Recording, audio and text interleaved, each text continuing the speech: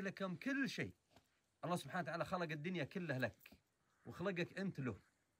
هذا أهل العلم يقول فلا تنشغل بما خلق لك عما خلقت له.